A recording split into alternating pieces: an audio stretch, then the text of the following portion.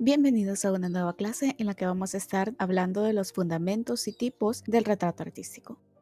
Para empezar, vamos a hablar un poco sobre lo que es el origen y el objetivo de este. Y en cuanto al origen, el retrato como tal nace para representar la apariencia de los individuos y conservarla a través del tiempo. Esta es una manifestación que se encuentra presente desde la antigüedad y la Edad Media en civilizaciones como Egipto, Mesopotamia, Grecia, Roma, el Imperio Bizantino, etcétera, y que se presentaba frecuentemente a través de lo que era la pintura y la escultura. Al inicio tuvo diferentes intenciones o funciones, como lo era la ritual, religiosa, didáctica, de veneración, de manifestación de poder, de resaltar la belleza, entre otras. En cuanto a lo que fue las manifestaciones dentro de, por ejemplo, Egipto y Mesopotamia, se dirigía más que todo a un ámbito de veneración en cuanto a lo que eran sus figuras más altas, como lo podían ser los faraones, los dioses, las deidades con las que contaban estas civilizaciones. Y en el caso de lo que fue el Imperio Bizantino, Grecia, Roma, pues aún se conservaba parte de esa misión, como por ejemplo en el Imperio Bizantino, que los emperadores eran básicamente referenciados o tomados por la población como algo muy cercano a los dioses, por lo que la imagen de este tenía que verse altamente resaltada dentro de los retratos.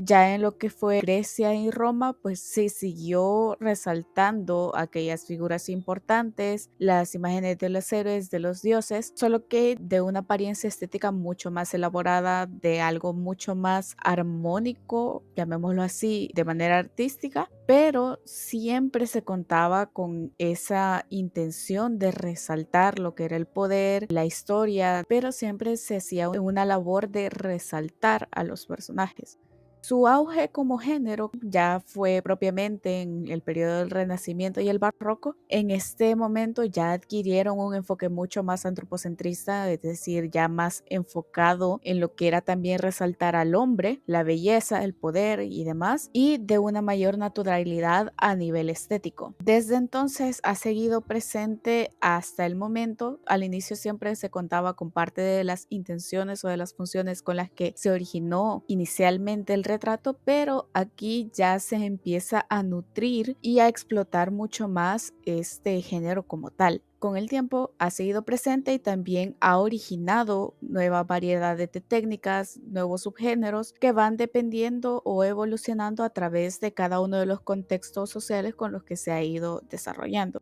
Dentro de esto podemos ver algunas manifestaciones de retratos de lo que fue el Renacimiento, como el nacimiento de Venus de Botticelli, La Piedad, La Dama del Armiño de Da Vinci. Y en el caso del barroco, que también se cuenta con obras donde ya se resaltaba más a personajes que tenían cierta importancia a nivel social, con un mayor nivel de detalle, un mayor nivel de expresión, y la pintura como tal del retrato también tuvo una mayor evolución, un mayor asentamiento o definición como parte de un género.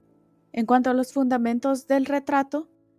podemos ver que para crear la identidad del retrato, para conformarla, se necesita tener en cuenta tres cosas. Primero, la percepción y el estilo propio del artista, es decir, la percepción que éste tenga del retratado, el estilo plástico que éste le otorgue al retrato, la finalidad con la que éste se está realizando y el contexto particular en el que se encuentra tanto la obra como el artista, ya que realmente el retrato y en general todo tipo de arte está íntimamente relacionado con su contexto. Es indivisible uno del otro. Debido a esto, incluso se puede ver que hay algunos retratos que es claramente diferenciable a qué periodo o a qué estilo artístico pertenecen debido a sus características.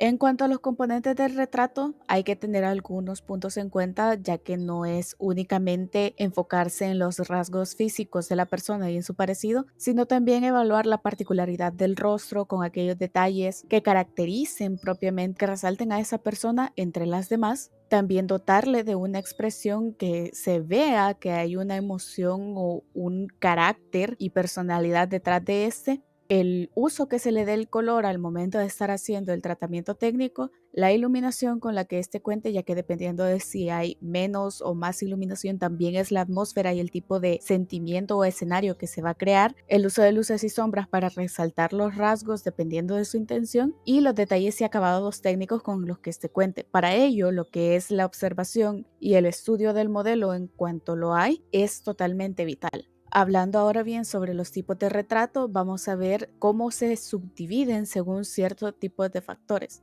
En el caso del plano o el encuadre, llamémoslo así, este se divide según el tipo que se retome para hacer el encuadre de la figura. Se cuenta con el plano entero, que es de pies a cabeza, el plano 3/4, que es hasta las rodillas, plano medio, que es básicamente hasta las caderas, plano medio corto, que es hasta debajo del pecho, el primer plano, que es hasta los hombros, primerísimo primer plano, que abarca desde la punta de la cabeza hasta el mentón y parte del cuello, y el plano detalle, que ya es retomar un detalle en específico del cuerpo de quien se está retratando para poder resaltarlo. Dentro de esto, pues también favorece a crear una interpretación o una intención diferente en cuanto a qué es lo que se quiere enfocar de la figura, a qué tipo de propósito, a qué tipo de público es que está dirigida, ya sea en una fotografía artística, en una fotografía publicitaria, comercial en general. Es algo que tiene mucho que ver con la intencionalidad de las composiciones.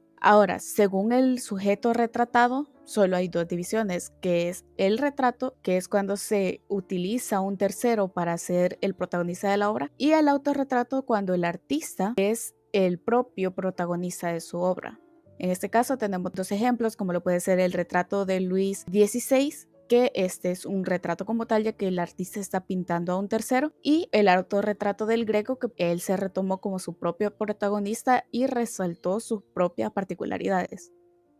Siguiendo con otra categoría, está según la técnica utilizada. Estos pueden ser dibujados, pictóricos, escultóricos, digitales y fotográficos. Dependiendo de la técnica, también es la expresividad con la que se puede dotar este retrato, como por ejemplo tenemos aquí la diferencia entre lo que es un retrato dibujado y un retrato en fotografía. Cada técnica tiene sus bondades, tiene parte de las características que se pueden resaltar dentro del retrato, con tal de crear una mayor expresividad o una mayor vistosidad para el espectador. Ahora bien, según su estilo e intención, estos pueden ser representacionales, que es de manera mucho más realista, más cercana a la realidad del retratado. Pueden ser simbólicos, que es ya hasta cierto punto un poco más interpretativo, siempre dentro de lo figurativo, pero dotándolo más de un concepto que lo acompañe. Los abstractos, que ya es cuando la figura humana se distorsiona y puede llevar o no un concepto. El religioso, que es cuando está dirigido a exaltar personajes o historias dentro de las religiones. El histórico, que es para preservar momentos en específico de la historia que sean muy representativos. El social o documental, que es para retratar lo que son sucesos en específico o momentos específicos dentro de la historia.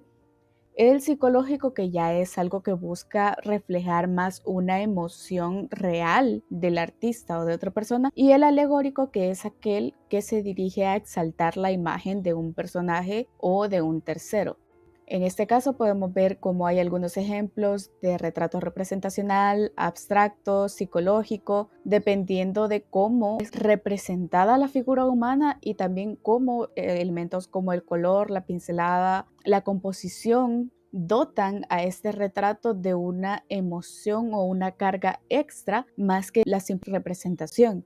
Igual podemos ver ejemplos de un retrato simbólico, un retrato social y documental en este caso, donde también se retoma parte de la naturalidad o de la representación de la figura humana, pero ya desde su propósito en específico. Igual acá está un tipo de retrato religioso y otro que recoge las características de un retrato histórico y alegórico, ya que son personajes o figuras con las que se cuentan en la historia y cuyas características o cuya historia se buscó resaltar o preservar a través del tiempo por medio del retrato.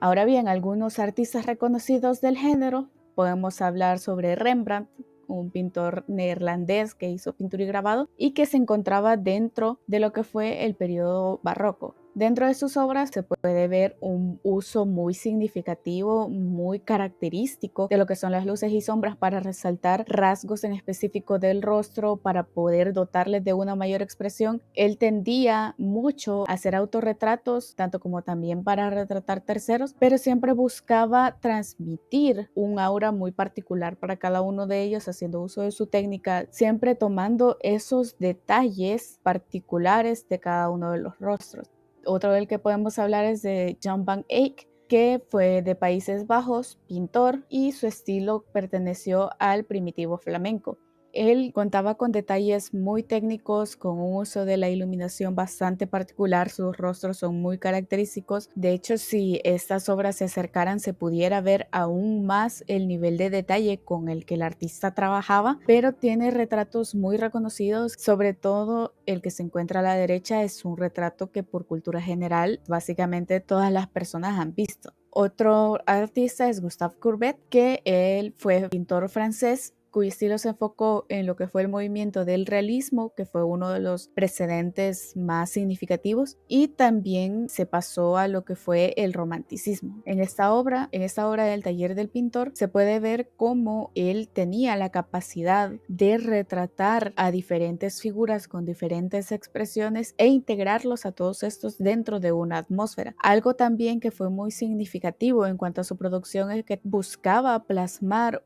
una emoción bien planteada dentro de los retratos, también teniendo una tendencia hacia lo que fue los autorretratos. En este caso podemos ver la obra del Desesperado, en el que sí se puede percibir un sentimiento a través del uso del color, de las sombras, de la expresión como tal que se ha construido en el rostro, incluyendo la mirada de este. Y luego tenemos la obra de Hombre con una pipa, en la que se puede ver un semblante que, si bien no es tan expresivo como el Desesperado, a través de la iluminación puede dar mucha expresividad. Otro artista también es Anton van Dyck, artista de nacionalidad flamenca, pintor perteneciente a lo que fue el periodo barroco. Él también tenía mucha tendencia a lo que es crear autorretratos y dotarles, aparte de una notable calidad técnica, mucha expresividad. Por ejemplo, en la obra que tenemos a la izquierda, a pesar de tratarse de una sola persona, la composición puede dar a entender una escena mucho más envolvente, mucho más integradora en cuanto a las tres figuras con las que se cuentan de Carlos I,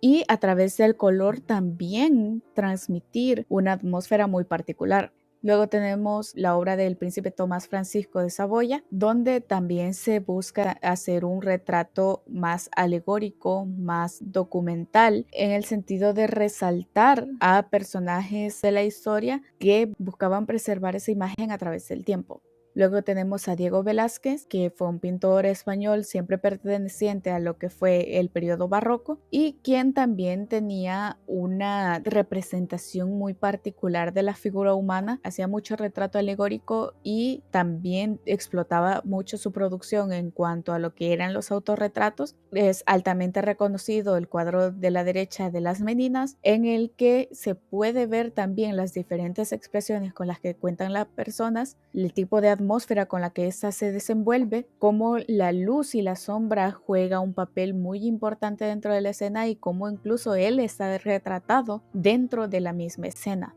Luego tenemos a Van Gogh, pintor neerlandés que fue parte y muy significativa de lo que fue el postimpresionismo. Hacía mucho retrato y sobre todo mucho autorretrato. Es una persona que resaltó mucho su evolución a través del tiempo en cuanto a lo que fue su rostro y sus características particulares, y que a través de eso permite ver una transición a través del tiempo dentro de su producción, agregando también que su estilo es muy particular, partiendo del movimiento en el que éste se desenvolvía y de cuál fue una parte muy fundamental.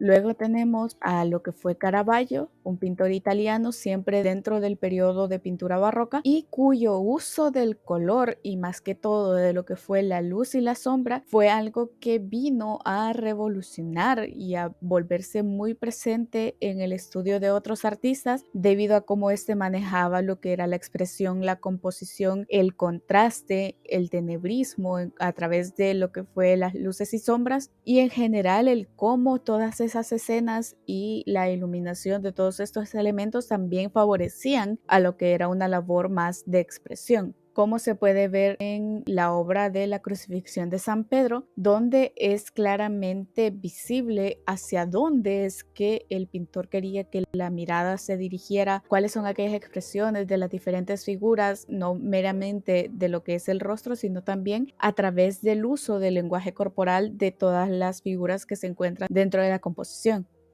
Y con este retrato de autoría propia y nada más que decir,